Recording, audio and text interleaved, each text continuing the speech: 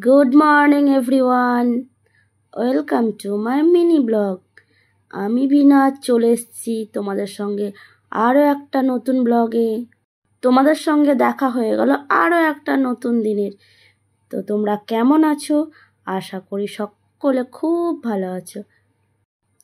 আমার মিষ্টি বন্ধুরা যেন সব সময় ভালো থাকে, এটাই আমি চাই। নতুন আরও একটা দিনের শুরু, তাই তোমরা সকলে মিলে কাঁধে কাঁধ মিলিয়ে একে অপরের পাশে থেকে সবাই সবার হাত ধরে গুটি গুটি পায়ে এগিয়ে চলো এবং সবাই সবাইকে ভালোবাসা দাও। আমরা এই ফেসবুক প্ল্যাটফর্মে কাজ করছি কেন জানো? সবাই সবার ভালোবাসা পেতে।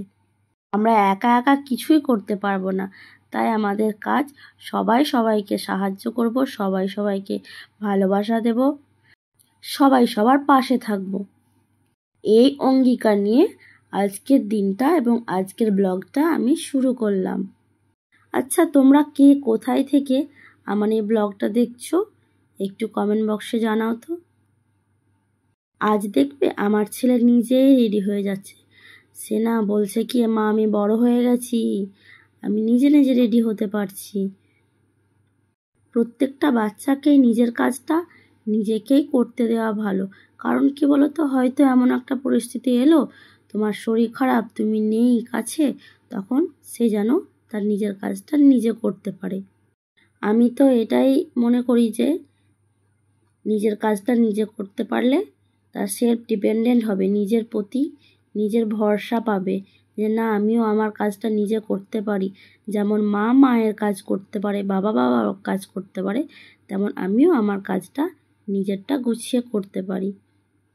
সকালে তাড়াহুড়োর জন্য না সব ভিডিও শ্যুট করতে পারি না, ওই যেটুকুই হয় একটু আধটু করে নিয়ে তোমাদের সামনে নিয়ে চলে আসি।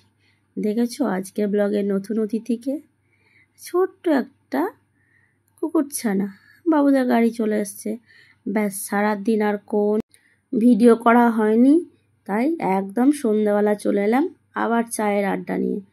চাটা খেয়ে দিয়ে এই বসে গেলাম রাতের খাবার বানাতে। রাতের খাবারের কি মেনু ছিল দেখেছো?